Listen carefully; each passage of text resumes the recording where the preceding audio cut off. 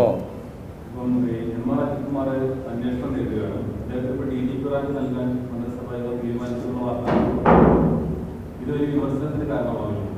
സാങ്കേതികമായും നിയമപരമായും അതിൽ യാതൊരു തടസ്സവുമില്ല.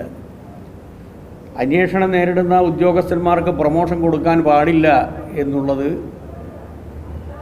ഒരു കോടതിയും ഇന്നേ വരെ പറഞ്ഞിട്ടില്ല.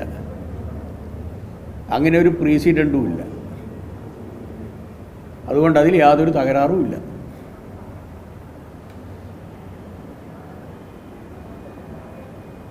വേറെ ഒന്നുമില്ലല്ലോ.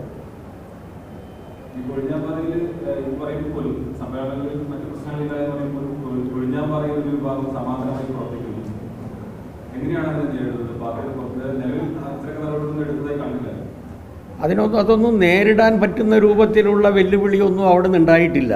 അങ്ങനെയോട്ടുണ്ടാകാനും പോകുന്നില്ല. അതെല്ലാം ഏറെക്കുറെ പരിഹരിച്ചു കഴിഞ്ഞു. പിന്നെ നിങ്ങൾക്ക് എന്തെങ്കിലും ഒരു വൈക്കോൽ തുരുമ്പ് കിട്ടുമ്പോഴുള്ളൊരു സന്തോഷത്തിനപ്പുറം ഇതിൽ വേറൊരു കാര്യവും പ്രത്യേകിച്ചില്ല.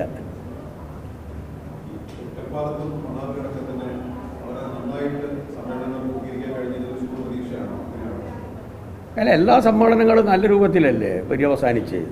നിശിതമായ വിമർശനം, സ്വയം വിമർശനം, പാർട്ടി സംഘടനയെ ശക്തിപ്പെടുത്തുന്നതിൽ ഇന്നേ വരെ കാണിക്കാത്ത രൂപത്തിലുള്ള നിർണായകമായിട്ടുള്ള ഏറ്റവും മാതൃകാപരമായിട്ടുള്ള അഭിപ്രായങ്ങൾ, ചർച്ചകൾ, അതൊക്കെയാണ് നടന്നത്.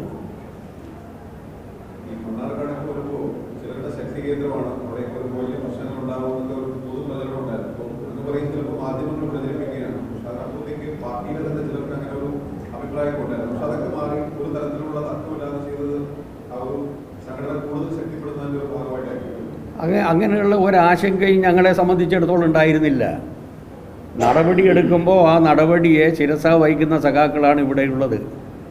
നടപടിക്ക് വിധേയരായിട്ടുള്ള സഖാക്കൾ തെറ്റ് തിരുത്തി ശക്തമായി തിരിച്ചു വരികയും അവർക്കൊക്കെ അർഹതപ്പെട്ട സ്ഥാനങ്ങളിലേക്ക്, സംഘടനാ രംഗത്തും പാർലമെൻ്ററി സ്ഥാനങ്ങളിലേക്കും അവർ പോലും പ്രതീക്ഷിക്കാത്ത അവസരങ്ങൾ കൊടുത്തൊരു പാർട്ടിയാണിത്.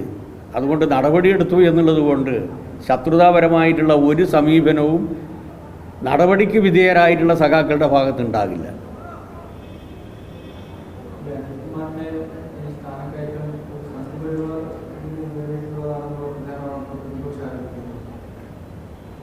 അത് പ്രതിപക്ഷത്തിൻ്റെ ആരോപണമാണ്.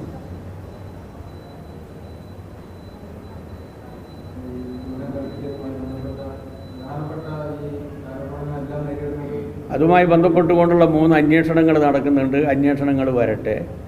അതിൻ്റെ ഭാഗമായി കാര്യങ്ങളെല്ലാം വളരെ വ്യക്തമാവും. ആരാണ് ഇതിൻ്റെ പിന്നിൽ പ്രവർത്തിച്ചത്? അന്വേഷണം നടക്കുന്നൊരു വിഷയമായതുകൊണ്ട് ഞാൻ അതിൻ്റെ ഉള്ളിലേക്ക് കിടക്കാൻ ആഗ്രഹിക്കുന്നില്ല. ഓക്കെ, വേറൊന്നുമില്ലല്ലോ.